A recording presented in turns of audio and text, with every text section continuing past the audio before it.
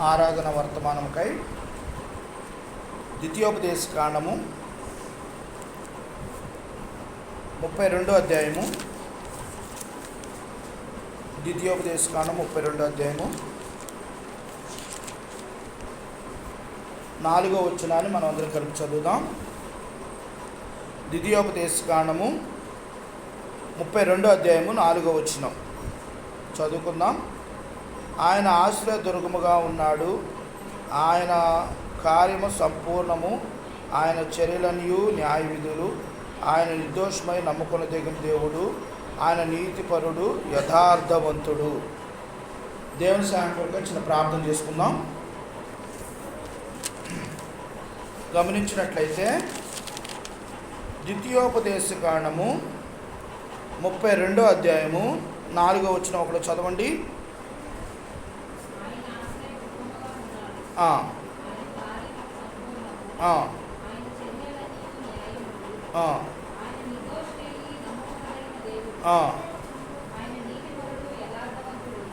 చాలా ఇక్కడ మనం చూసినట్లయితే మనము ఒక అంశాన్ని ధ్యానం చేసుకుంటూ వస్తున్నాం.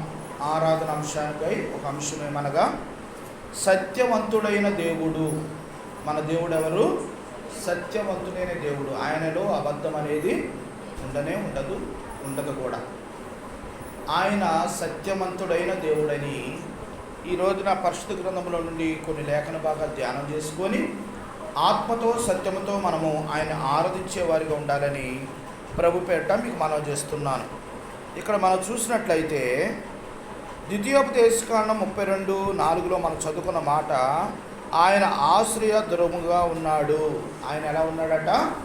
ఆశ్రయ దుర్గముగా ఉన్నాడు. ఆశ్రయ దుర్గం అంటే ఆశ్రయపురాలు ఉన్నాయి. అవి ఎవరైనా ప్రమాదంలో ఉన్నప్పుడు ఆశ్రయపురంలోకి వెళ్ళి దాక్కుంటే ఆ ప్రమాదం ఆయన కొట్టడానికి వచ్చిన వారు ఎవరైతే ఉన్నారో ఆ లోపల వెళ్ళిన వ్యక్తులు ఎవరు ఏం చేయకూడదు.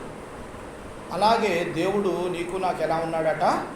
ఆశ్రయపురముగా ఉన్నాడు.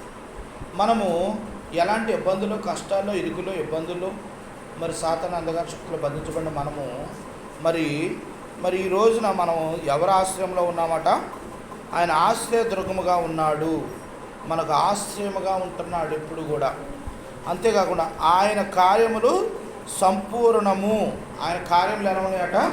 సంపూర్ణమయ్యాడు. ఎలాగ సంపూర్ణమయ్యాడంటే ఆయన దేవుని కుమారునిగా పుట్టి దాసుని రూపం ధరించి ఆయన యుక్తుడిగా ఉండటమే కాకుండా ఆయన మన కొరకు ప్రాణత్యాగం చేశాడు. ఆయన తల్లి గర్భంలో పుట్టిన మొదలుకొని ఆయన 33.5 సంవత్సరాలు ఈ భూలోకంలో జీవించి ఆయన కలవరశిలలో ప్రాణం పెట్టి సమాధి చేయబడి సజీవుడిగా తిరిగి లేచి మళ్ళీ సంపూర్ణంగా ఆరోహణమయ్యి ఆయన కొన్ని దినాలు మరి శిష్యులకి అక్కడున్న ప్రజలకు కనపడి ఆరోహణమై పరలోక రాజ్యానికి ఆయన సంపూర్ణము చేస్తూ వచ్చాడు. అర్థమైందండి? ఆయన అందుకనే ఆయన కార్యములు చూడండి, ఆయన కార్యంలో సంపూర్ణము. ఆయన చేసే పని ఏదైనా కూడా సంపూర్ణంగా చేస్తాడు. నేను నీకు తోడుగా ఉన్నాను అంటే నిన్ను మధ్యలో విడిచిపెట్టే దేవుడు కాదు. అంతం వరకు నిన్ను నడిపించే దేవుడు, నీకు తోడుగా ఉండే దేవుడు మన ప్రభు అయిన యేసుక్రీస్తు వారు. అయితే ఆయన చర్యలన్నీ న్యాయములు. ఆయన చేసే పని ఏదైనా కూడా న్యాయంగా ఉంటుంది. ఏంటి దేవుడు నాకు ఇది చేశాడు, ఏంటి నాకు ఎలా ఇబ్బంది అయింది అనుకుంటాం. కానీ ఆయన చేసే ప్రతి పని కూడా మన జీవితాల్లో న్యాయమైనవే చేస్తాడు. అన్యాయంగా ఏది కూడా మనకు చేయడు. ఏదైనా అనారోగ్య పరిస్థితి కానీ, ఏదైనా శ్రమలు కానీ, కష్టాలు కానీ వచ్చినాయి అంటే అవి దేని ద్వారా వచ్చినాయి అంటే మనం చేసుకున్న పనుల ద్వారానే ఆ శ్రమలు, కష్టాలు మనకు వచ్చినాయి. దేవుడు అయితే ఇవ్వాల. దేవుడు ఆయన ఇక్కడ ప్రభు ఆయన చర్యలన్నీ న్యాయములు. ఆయన ఏది చేసినా న్యాయముగా చేస్తాడు. ఆయన నిన్నెప్పుడు కూడా బాధ పెట్టాలని, దుఃఖపరచాలని, నిన్ను శోధించాలని చేయడు. మనం చేసుకున్న పాపాలను బట్టి, మనం చేసిన పరిస్థితులను బట్టి, పనులు బట్టి మనమే కొని తెచ్చుకుంటున్నాం తప్ప ఆయన ఏవి కూడా ఏ రోజు కూడా నీకు అన్యాయము చేయడు. అందుకనే ఆయన చర్యలన్నీ న్యాయములు. ఆయన నిర్దోషమైన నమ్ముకోనదగిన దేవుడు. ఆయన నిర్దోషి. ఆయన ఏ పాపం ఎరగలా. అక్కడ యేసు ప్రభువారిని సిలువేయటానికి తీసుకువెళ్ళినప్పుడు ఆయన ఈయనలో ఏ పాపము లేదు అని అక్కడున్న హేరోదు అంటూ ఉంటాడు. నేను కనుక్కుంటున్నాను, ఈయనలో ఏ తప్పు లేదు, ఇతను నేను రిలీజ్ చేస్తాను అంటే అక్కడున్న ప్రజలందరూ కూడా వద్దు వద్దు బరబ్బాను రిలీజ్ చేయమని అరిచారు. చూసారా, నిర్దోషమైన దేవుడైన ఆయనలో ఏ పాపము లేదు, ఏ కపటము లేదు. అంతేకాకుండా నమ్ముకొనదగిన దేవుడు. నువ్వు నమ్మాలి అంటే ఇంకెవరూ లేరు. అంత నమ్ముకొనదగిన దేవుడు ఎవరంటే ప్రభువైన యేసుక్రీస్తు వారే. ఆయన నమ్ముకోవటం ద్వారా నీకు సంతోషం, సమాధానము, ఆనందము, నీకు ఎంతో నెమ్మది, సమృద్ధి దేవుడు దయచేస్తాడు. ప్రియమైన దేవుని బిడ్డారా, యేసు ప్రభువారు నిజమైన దేవుడని నువ్వు మనస్ఫూర్తిగా నమ్మినట్లయితే నీ జీవితంలో అద్భుత కార్యం జరిగింది. అందుకని ఇక్కడ ప్రభువారు చెప్తున్నారు కదా, ఆయన నిర్దోషమైన నమ్ముకొనదగిన దేవుడు, ఆయన నీతిపరుడు, యథార్థవంతుడు. ఆయన ఎవరటండి? నీతిమంతుడు, యథార్థవంతుడు. ఆయనలో పాపం ఉన్నదని ఎవరు కూడా కనుగొనలేకపోయారు.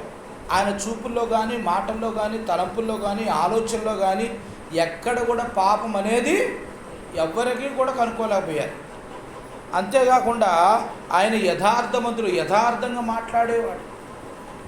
ఆయన మాటలో యథార్థత ఉంటుంది. ప్రియమైన దేవుని బిడ్డలారా, ఆ దేవాది దేవుడు సత్యవంతుడై ఉన్నాడు. అందుకనే ప్రభువారు ఇక్కడ ఏం చెప్తున్నారంటే, ఆయన నిర్దోషే నమ్ముకొనదగిన దేవుడు, ఆయన నీతిపరుడు, యథార్థవంతుడు అని మనం ఈ రోజున నమ్మి ఆయన ఆత్మతో సత్యముతో స్తుతించాలి, గణపరచాలని ప్రభు పేరిట మీకు మనవి చేస్తున్నాను. రెండో అనుభవంగా మనం చూసినట్లయితే రెండో సమూయేలు గ్రంథంలో మాట చూద్దాం. రెండో సమూయేలు గ్రంథము 7వ అధ్యాయము 28 చదవండి. రెండో సమూయేలు 7:28.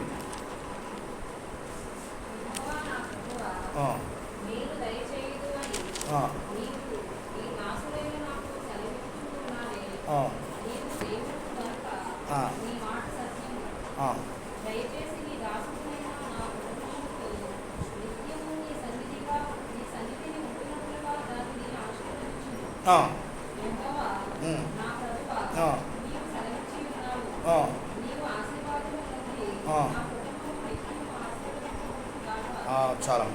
దావీదు మహారాజు దేవుని మందిరంలోకి వచ్చి దేవుని సన్నిధిలో మోకరిస్తూ ప్రార్థన చేస్తూ వస్తున్నాడు. ఎంత గొప్పగా ఆరాధిస్తూ వచ్చాడో తెలుసా, ఎంత గొప్పగా ప్రార్థించాడో తెలుసా. ఈ రోజున ఒక రాజు స్థానంలో ఉన్న వ్యక్తి దేవుని మందిరానికి రావాలి అంటే అబ్బో చాలా ఖాళీ లేదండి, చాలా బిజీ షెడ్యూల్, నాకు కష్టమండి, రాలేనండి దేవుని మందిరానికి, మరి కుదరదు, నేను పలానా ఊరు వెళ్ళాలి, పలానా ప్రార్థనకి వెళ్ళాలి, అక్కడికి వెళ్ళాలి, అక్కడ మీటింగ్లో పాల్గొనాలి, ఎన్నెన్నో చెప్తారు. కానీ దావీదు మహారాజు ఏం చేశాడు తెలుసా, దేవుని మందిరానికి వచ్చాడట. దేవుని మందిరానికి వచ్చి చాపేసుకొని మోకరించి దేవుని ఆరాధిస్తూ వస్తున్నాడు. ఆయన ఎంత అద్భుతంగా ప్రార్థన చేస్తూ ఆరాధిస్తాడో ఇక్కడ మనం చూసినట్లయితే మనకు అర్థమవుతుంటుంది. 28-29 వచనంలో ఇక్కడ యెహోవా నా ప్రభువా మేలు దయచేయుదు అని నీవు నీ దాసుడా నైనా నాకు సెలవిస్తున్నావే. నీవు దేవుడువు గనుక నీ మాట సత్యము. నీవు దేవుడు గనుక నీ మాట సత్యము. దయచేసి నీ దాసుడైన నా కుటుంబము నిత్యము నీ సన్నిధిలో ఉండినట్లుగా దాన్ని ఆశీర్వదించుము. చూసారా ఎంత గొప్పగా ఆరాధిస్తున్నాడో. నిత్యము నా కుటుంబము నీ సన్నిధిలో ఉండినట్లుగా, ఒక్కడం కాదు, కుటుంబం మొత్తం కూడా నీ సన్నిధిలో ఉండేటట్లుగా నన్ను ఆశీర్వదించావు దేవా. అలా ఆశీర్వదించండి. చూడండి ఎంత గొప్పదో. ప్రియమైన దేవుని బిడ్డలారా, నిజంగా కుటుంబాలుగా దేవుని సన్నిధానానికి వస్తే అంతకంటే సంతోషం వేరేది లేనే లేదు. ఇక్కడ మనం చూసినట్లయితే నిత్యము నీ సన్నిధిని ఉండినట్లుగా దాన్ని ఆశీర్వదించుము. ప్రభువా యెహోవా నా ప్రభువా నీవు సెలవిచ్చి ఉన్నావు, నీ ఆశీర్వాదం నుండి నా కుటుంబము నిత్యము ఆశీర్వదించబడునుగాక. నిత్యము ఆశీర్వదించబడునుగాక. ప్రియమైన దేవుని బిడ్డలారా, ఈ రోజున యెహోవా నా ప్రభువా మేలు దయచేయదు అని నీవు దేవుడు అని కనుక నీ మాట సత్యము. ఆయన మాట ఏంటట? సత్యము. మనం ఏ అంశం ధ్యానం చేస్తున్నాం? సత్యవంతుడైన దేవుడు. ఆయన సత్యవంతుడు. ఆయన చేసే ప్రతి పని కూడా న్యాయమనిదే. మనం ఏమనుకుంటామంటే, ఏంటి దేవుడు ఈ చేశాడు, నాకేంటి ఈ పరిస్థితి వచ్చింది అనుకుంటాం. కానీ ఆయన ఏది చేసినా మన మేలుకే చేస్తాడు. ఒక కథ చెప్పాలనుకుంటున్నా. ఒక రాజుగారు, ఓ మంత్రి గారు ఉన్నారు.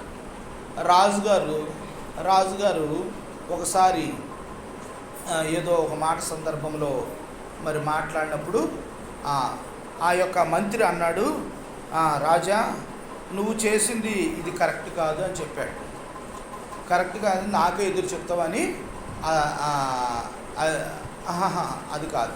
అయితే ఆ రాజుగారు ఏం చేశాడంటే, గబక్కన ఏదో కట్ చేస్తుంటే ఏలు తెగిపోయిందట. ఏలు తెగిపోతే ఆ మంత్రి గారు అన్నాడట, రాజా, ఇది మన మంచికే జరిగిందిలే. అంటే నా మంచికి నా ఏలు తెగిపోతే నాకు మంచిగా అంటావా నువ్వు అనేసి రాజు కోపం ఏం చేశాడు తెలుసా? మంత్రిని జైల్లో పడేస్తాడు. జైల్లో పడేయగానే అప్పుడు ఏమైందంటే, అది కూడా మంత్రి ఏమన్నాడంటే, రాజా, ఇది కూడా నా మంచిగా నువ్వు చేసావు అన్నట. సరే, మనం ఏమనుకుంటామంటే, ఏంటి ఎలా జరిగింది, నేను మంచిగా చెప్పానుగా, రాజుగారు నన్ను ఎలా చేశాడు అనుకుంటాం. అయితే ఒకరోజు రాజుగారు మరి ఒక అడవి ప్రాంతానికి వెళ్తుంటే, ఆ ప్రాంతంలో ఉన్న ఆ కోయ జాతి వారు ఏం చేశారంటే, అతను పట్టుకొని ఆ యొక్క వ్యక్తిని వాళ్ళ దేవతకు బలి ఇవ్వటానికి తీసుకెళ్తారు. దేవతకు బలి ఇవ్వటానికి తీసుకెళ్ళగానే ఆయన తీసుకెళ్ళిన తర్వాత అన్నీ పసుపు అంత రాశారు, కుంకుమ అంత పూశారు, బలి ఇవ్వటానికి రాజుని అంత చేశారు. చేసిన టయానికి వెంటనే అతని వేలు చూస్తే వేలు లేదు, ఏలు తెగిపోయింది. ఈ వ్యక్తి దేవుడికి పనికిరాడు, ఈ వ్యక్తి మరి ఏలు లేదు, అపవిత్రమైనాడు, ఇతను పక్కన పెట్టండి అని చంపకుండా పక్కన పెట్టేస్తారు. పక్కన పెడితే అప్పుడు ఆయన పంపించేస్తారు. ఆ కోయ జాతి వారు పంపించేస్తే వచ్చి మంత్రిని పిలుస్తాడు. రిలీజ్ చేసి తీసుకొస్తే, నువ్వు చెప్పింది నిజమే మంత్రి, నువ్వు నిజంగా చెప్పకపోతే నువ్వు అన్నదే నేను నమ్మి నిన్ను అనవసరంగా నిన్ను బాధ పెట్టి జైలు వేసాను. మరి ఆ రోజున నువ్వు అన్న మాటను నేను నిన్ను బాధ పెట్టాను, క్షమించు అంటే, ఇది నా మంచిగా ప్రభువా అన్నాడు.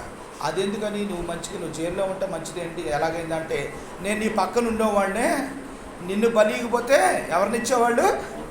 మంత్రిని బలిచ్చేవాళ్ళే. నేను జైలు వేయటం కూడా నువ్వు నా మంచికే చేసావన్నట. అంటే చూసారా, ఏది జరిగినా మన మంచికే.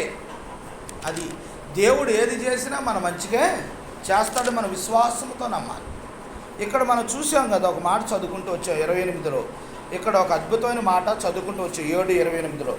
చూడండి, యెహోవా నా ప్రభువా, మేలు దయచేయుదువని నీవు నీ దాసుడునైన నాకు సెలవిచ్చున్నావే, నీవే దేవుడవు గనుక నీ మాట సత్యము. ఆయన మాట ఏంటట? సత్యము. అందుకని ఆయన మాటన నమ్ముకున్న వారు ఎవరు కూడా నష్టపోయినట్లు కానీ ఇబ్బంది పడినట్లు కానీ మనం చూసి ఉండం.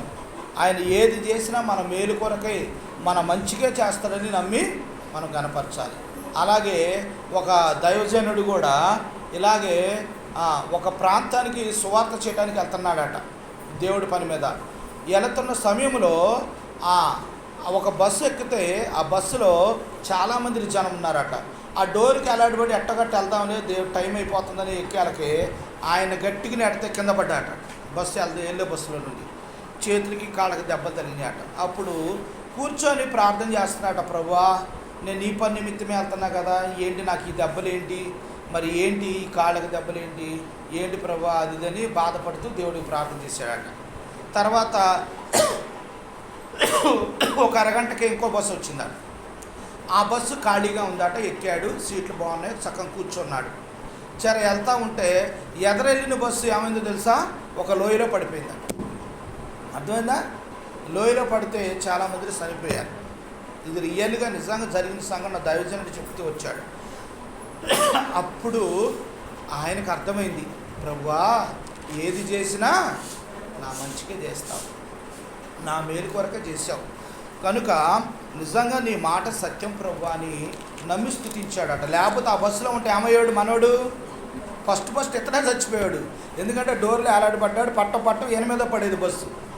ప్రియమైన దేవుని బిడ్డారా, నిజంగా మన జీవితాల్లో ఏది జరిగినా ఏది అయినా అది మన మంచికే.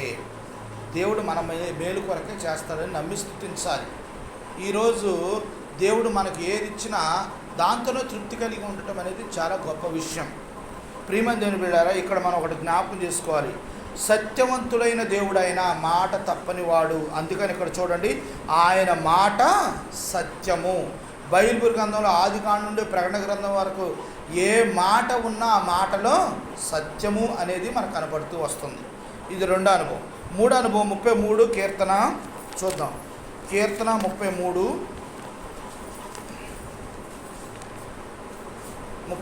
అధ్యాయము 4వ వచనం.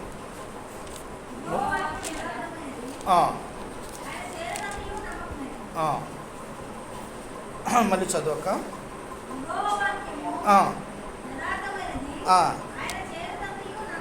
అది యెహోవా వాక్యము యథార్థమైనది, ఆయన చేయిందంతయు నమ్మకమైనది. ఆయన ఏ పని చేసినా నమ్మకమైనది. అంతేగాని ఇది మనం నమ్మదం, అది లేదు ఇది లేదు అనకూడదు. ఇక్కడ మనం చూసినట్లయితే యెహోవా వాక్యము యథార్థమైనది. ఆ వాక్యాన్ని నమ్మి విశ్వాసంతో ఎవరు స్వీకరిస్తారో వారి జీవితాల్లో సంతోషం, ఆనందం మరి ఎప్పుడూ ఉంటాయి. ప్రియమైన దేవుని బిడ్డారా, చాలామంది కొన్ని సంవత్సరాలు దేవుని మందిరానికి మరి ఇక్కడ మనకు కాదు కానీ బయట సంఘాల్లో చూస్తాం, పుట్టుకాడునే క్రైస్తవునే అంటారు కానీ రక్షణ పొందరు, బాప్తిసం తీసుకోరు, దేవుడి మాట నమ్మరు, దేవుడు చెప్పిన మాట నమ్మరు.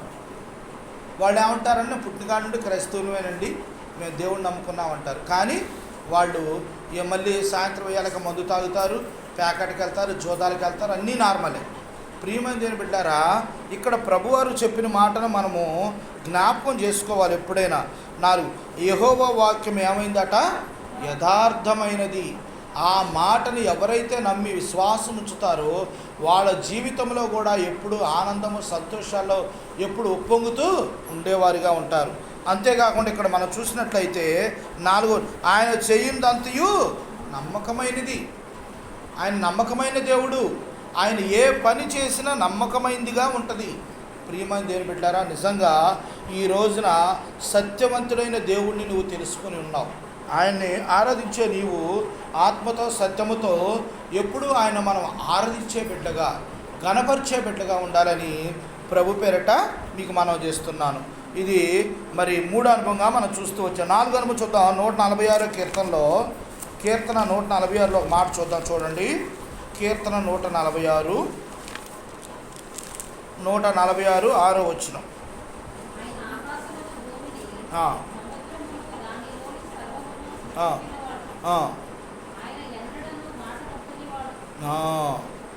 ఇక్కడ చూశారండి, ఆయన ఆకాశమును, భూమిని, సముద్రము, దానిలోని సర్వమును సృజించినవాడు, ఆయన ఎన్నడను మాట తప్పనివాడు. అర్థమైందండి? ప్రభువైన యేసుక్రీస్తు వారు ఈ రోజున మనం అనుభవించే ప్రతిదీ కూడా ఆయన సృష్టించిందే. ప్రతిదీ ఆయన సృష్టించిందే. అందుకనే మనం ఎప్పుడు కూడా ఇక్కడ మనం ఒకటి జ్ఞాపకం చేసుకోవాలి, ఎప్పుడు కూడా మనం మర్చిపోకూడదు. 6వ వచనం నుండి ఆయన ఆకాశమును, భూమిని, సముద్రము, దానిలోని సర్వమును ఆయన సృజించాడు. ప్రియమైన దేవుని ద్వారా ఆయన ఎన్నడూను మాట తప్పేవాడు కాడు, మాట తప్పనివాడు. ఆయన మాట ఇచ్చాడు అంటే మాట ఏ రోజును కూడా తప్పిపోడని ప్రభువు. అందుకని ఇశ్రాయేలు జనాంగానికి పాలు తిన ప్రవహించే కానాను నేను ప్రవేశింపజేస్తానన్నాడు. వాళ్ళంతకు వాళ్ళే మరి కొనుక్కొని సనుక్కొని దేవుడి మీద వ్యతిరేకమయ్యి ఎదురు తిరిగి మధ్యలో ఆగిపోయారు. కానీ నమ్మకంగా విశ్వాసం ఉన్న వాళ్ళని ఏం చేశాడు దేవుడు? కానానికి, దేవుని యొక్క పాలు తిన ప్రవహించే దేశానికి తీసుకువెళ్ళాడు. ప్రియమైన దేవుడు ఆయన మాట ఇచ్చాడు అంటే అది మాట తప్పే దేవుడు కాదు. కానీ ఆ మాట మనమిచ్చి ఎన్నిసార్లు తప్పిపోతున్నాము? దేవునికి మాట ఇచ్చి ఎన్నిసార్లు తప్పిపోతున్నాం? ప్రభా నేను అది చేస్తా, ఇది చేస్తాను అంటాము, మళ్ళీ గక్కన మన పొరపాటున నేను చేయలేకపోతాను, ఇంకోసారి చేస్తాను ప్రభు అని మరి మనమే అంటాం. కానీ ఆయన మాట ఇచ్చాడంటే ఆయన ఎలాంటి దేవుడట? సత్యవంతుడైన దేవుడు. ఆయన మాట ఇస్తే మాట తప్పిపోయే దేవుడు కాదు. ప్రియమైన దేవుని బిడ్డారా, ఆయన భూమి, ఆకాశము, సముద్రం సమస్తమును సృష్టించిన దేవుడు. అంత గొప్ప దేవుని నువ్వు స్తుతించడానికి ఈ రోజున దేవుని యొక్క సన్నిధానానికి వచ్చి ఉన్నావు. ప్రభువారిని ఆత్మతో సత్యమతో ఆరాధించు. ప్రభువా, ఈరోజు నేను ఈ గాలి తీసుకుంటున్నానంటే, ఈ ఊపిరి ఆడుతుందంటే అది నీ కృప. నీవు లేకపోతే నేనేమున్నాను ప్రభువా అని మనం దేవుని స్తుతించి ఆరాధించాలి. ప్రియమైన దేవుని బిడ్డారా, నిజంగా ఆరు కోటీశ్వరులు, డబ్బు గలవారు ఎవరంటే మంచి ఆరోగ్యం గలవారే నిజమైన కోటీశ్వరులు. ఎందుకంటే దేవాది దేవుడు ఇచ్చిన ఆరోగ్యం అంత శ్రేష్టమైనది. ప్రియమైన దేవుని బిడ్డారా, నిజంగా ఈ రోజున ప్రభువారు చెప్తున్న మాట 46:6లో ఆయన ఎన్నడూ మాట తప్పనివాడు అని జ్ఞాపకం చేసుకొని, ప్రభువా నా కుటుంబ జీవితంలో, నా సంఘ జీవితంలో, నా కుటుంబ జీవితాల్లో మరి మీరు ఎప్పుడు మాట ఇచ్చి మాట ఏ రోజు కూడా నాకు తప్పలేదు ప్రభువా. అందుని బట్టి మీకు వందనాలు స్తోత్రాలని మన దేవుని ఏం చేయాలి? స్తుతించి ఆరాధించాలి. ఈ రోజున మనకు టయానికి ఎండ వస్తుంది, టయానికి వర్షం అవుతుంది, టయానికి మన అక్కర్లన్నీ తీరుస్తున్నాయంటే అది దేవుడు చూపుతున్న మహాకృప, ప్రేమను బట్టి అవి జరుగుతూ వస్తున్నాయని మనం జ్ఞాపకం చేసుకొని దేవుని ఆత్మతో సత్యముతో మనం ఆరాధించాలని ప్రభు పేరిట మీకు మనవి చేస్తున్నాను. ఇది 4వ అనుభవంగా మనం చూస్తూ వచ్చాం. 5, 6 చూద్దాం. చూడండి, 5వ అనుభవం చూద్దాం. రోమా రాసిన పత్రిక 3వ అధ్యాయము, రోమా రాసిన పత్రిక 3వ అధ్యాయము 4వ వచనం.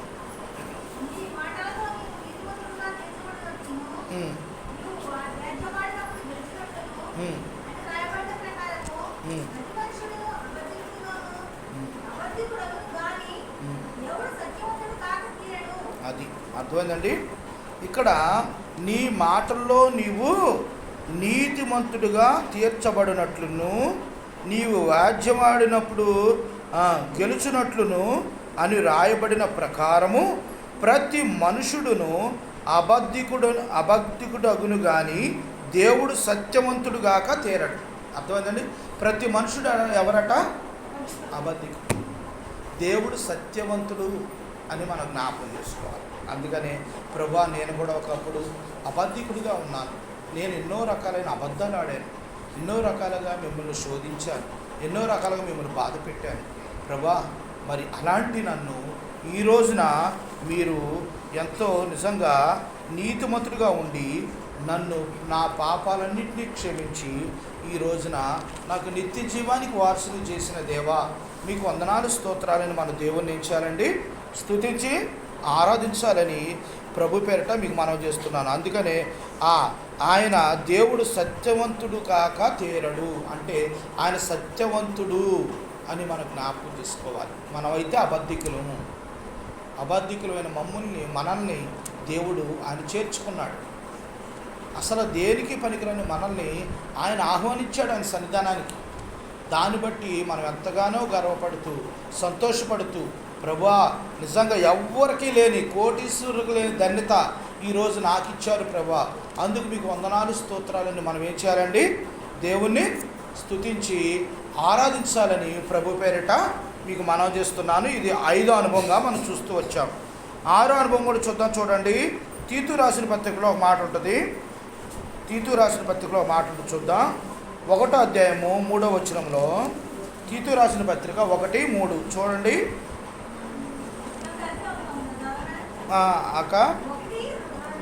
చదవండి.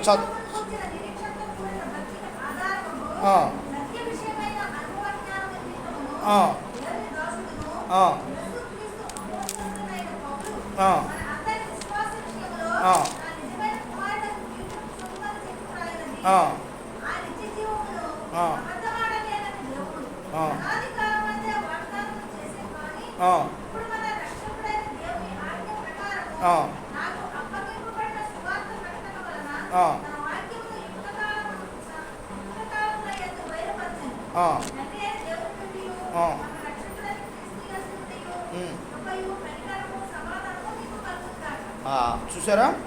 ఆ నిత్య జీవము అబద్ధమాడనేరని దేవుడు. చూడండి, ఇక్కడ మనం ఒక మాట చూస్తాం కదా, ఒక మాట, ఆ నిత్య జీవము అబద్ధమాడ నేరని దేవుడు అనాది కాలమందే వాగ్దానము దయచేసిన కానీ. అర్థమైందండి? ఇక్కడ మనం ఒక మాట గమనించుకోవాలి. ఆ నిత్య జీవము, చూడండి, ఆ నిత్య జీవమును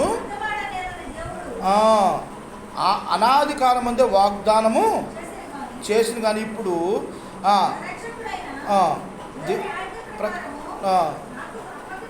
స్వార్థ ఇక్కడ మనం చూసినట్లయితే మనం ఒకటి గమనిస్తూ రావాలి. ఇక్కడ ప్రభువారు మనకు మాట ఇస్తున్నారు. ఆ నిత్య జీవమును అబద్ధమాడని దేవుణ్ణి మనము ఘనపరచడానికి ఆయన సన్నిధికి వచ్చాం. ఒకప్పుడు మనము నరకానికి పోతాం, సాతాను యొక్క అంధకార శక్తుల్లో బంధించబడిన వారు మనం. ఒక దైవజనుడి దగ్గరకు వచ్చి ఒక కుర్రోడు ఒక మాట అడుగుతూ వస్తున్నాడు. ఏమంటున్నాడంటే, అన్నగారు, దైవజనుడా, మరి మీ దేవుడు యేసుప్రభు వారు గొప్ప దేవుడు అంటున్నారు. అంత గొప్ప దేవుడు అయితే నరకాన్ని ఎందుకు చేశాడు? అందరిని ప్రేమించి అందరిని కూడా స్వర్గంలో ఉంచవచ్చు కదా అని అడుగుతుంటే ఆ యొక్క దేవుడు దాసుడు దైవజనుడు ఏం చెప్తున్నాడంటే, అయ్యా నిజమే, నువ్వు చెప్పింది వాస్తవమే. అయితే ఆ యొక్క నరకం చేసింది మన కోసం కాదు, సాతాను అనుసరుల కోసము ఆ నరకాన్ని చేశాడు. మనం ఏం చేస్తామంటే ఆ సాతాను యొక్క అంధకారంలో బిగించబడి, సాతాను మాటలు విని, సాతానులో బంధించబడి, వాటి అనుసరులుగా జీవిస్తూ మనం నరకానికి వెళ్ళిపోతాం. అర్థమైందండి? మన కోసం ఏం చేశాడు దేవుడు? పరలోక రాజ్యం, స్వర్గాన్ని చేస్తూ వచ్చాడు. సాతానికేమో నరకాన్ని చేస్తూ వచ్చాడు, మనకు పరలోక రాజ్యం చేశాడు. మనం ఏం చేస్తున్నామంటే దేవుని యొక్క మాట వినకుండా దేవుని మాటను ప్రక్కన దోసి సాతాను యొక్క ఆలోచన ప్రకారం నడవటం వల్ల నరకానికి పాత్రం అయిపోతాం. అదే దేవుని మాటని దేవుడి మాట ప్రకారంగా నడిచే ప్రతి వ్యక్తి కూడా నిత్య జీవం పరలోక రాజ్యానికి వెళతాడని ప్రభు పేరట మీకు మనం చేస్తున్నాం. ఎందుకంటే ఆయన సత్యవంతుడైన దేవుడు. ఆయన ఎవరిని కూడా అన్యాయంగా విడిచిపెట్టడు, ఆయనకి ఎవరికి అన్యాయం చేయడు. ఆయన మాట ఇస్తే తప్పని దేవుడు, ఆయన ఖచ్చితంగా నెరవేరుస్తాడని ప్రభు పేరట మీకు మనం విశ్వాసముతో మనం ప్రార్థన చేసే ప్రతి ప్రార్థన కూడా ఆయన అంగీకరిస్తాడని నమ్మి విశ్వాసంతో మనం అడగాలి అని ప్రభు పేరట మీకు మనం చేస్తున్నాను. అందుకనే సత్యవంతుడైన దేవుని గురించి మనం 6 అనుభవాలు చూస్తూ వచ్చాము ఈ రోజున. 6 అనుభవాలు మొట్టమొదటి ఏంటంటే, ఆయన నిర్దోషమైన నమ్ముకొనదగిన దేవుడు, ఆయన నీతిపరుడు, యథార్థవంతుడు. ఆయన నీతిమంతుడు, యథార్థవంతుడని మనం నమ్మి విశ్వాసముతో ఆయన ఏం చేయాలి? మనం స్తుతించి ఆరాధించాలని ప్రభు పేరట మీకు మనం చేస్తున్నాను. రెండో అనుభవం ఏంటి? యెహోవా నా ప్రభువా, మేలు దయచేయుదు అని నీవు దేవుడు కనుక నీ మాట సత్యము. ఆయన మేలు చేసే దేవుడు, ఆయన ఎప్పుడు నీ కీడు చేసే దేవుడు కాదు. ఆయన ఇచ్చిన మాట నెరవేర్చే దేవుడని నమ్మి విశ్వాసముతో స్తుతించాలి, గణపరచాలి. మన జీవితాల్లో ఏ అనాలోచన, ఏ ఇబ్బంది పరిస్థితులు వచ్చినా అది మనం చేసుకున్న దాన్ని బట్టే దేవుడు మనకే వచ్చింది, అంతేగాని దేవుడు ఇచ్చినవి కాదు. అలాగే చూడండి, 3వ అనుభవం ఏంటంటే, యెహోవా వాక్యము యథార్థమైంది, ఆయన చేయిందంతయు నమ్మకమైనది. ఆయన వాక్యం ఏమైందట? యథార్థమైనది. మన చూడండి, యథార్థమైంది, ఆయన చేయిందంతయు నమ్మకం. ఆయన ఏది చేసినా నమ్మకమైంది. నమ్మకముగా నీ కొరకు, నా కొరకు, మనందరి మేలు కొరకే ఆయన చేస్తూ వచ్చాడు. దాన్ని బట్టి మనం దేవుని ఏం చేయాలంటే ఆత్మతో సత్యంతో, సత్యదేవుడైన నీవు మీకు వందనాలు స్తోత్రాలు దేవా అని మనం దేవుని ఏం చేయాలండి? స్తుతించి ఆరాధించాలి, గణపరచాలని ప్రభు పేరట మీకు మనం చేస్తున్నాను. తర్వాత 4వ అనుభవం చూసినట్లయితే, ఆయన ఆకాశమును, భూమిని, సముద్రమును, దానిలో సర్వమును సృజించినవాడు. చూడండి, ఆయన ఎన్నడూ మాట తప్పనివాడు. ఆయన ఎప్పుడు కూడా మాట తప్పే దేవుడు కాదు. నీకు మాట ఇచ్చాడో నువ్వు మాట తప్పుతావు, కానీ ఆయన మాట తప్పనే తప్పడు. ఆయన సత్యవంతుడు. అందుకని సత్యవంతుడైన దేవుణ్ణి ఆరాధించడానికి ఈ రోజున ప్రభువారు ఇక్కడ ప్రభు సన్నిధికి వచ్చి ఉన్నాం. ఆయన భూమి, ఆకాశాన్ని, భూమిలో సముద్రాన్ని, సముద్రంలో సమస్తము ఆయన సృజించాడు. ఒక రోజున అందరూ, భూమిలో ఉన్నవాళ్ళు, ఆకాశంలో ఉన్నవాళ్ళు, సముద్రంలో ఉన్నవాళ్ళు, ఎవరైనా సరే, ఏదైనా సరే, ఆయన ప్రతి నామమున ఆయన మోకాళ్ళు మరి వంగి ఆయన స్తుతించాల్సిందే.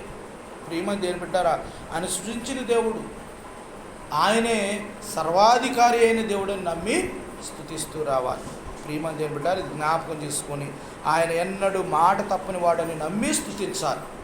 తర్వాత 5వ అనుభవం చూసినట్లయితే, నీ మాటలో నీవు నీతిమంతుడుగా తీర్చబడినట్లును దేవుడు సత్యవంతుడు.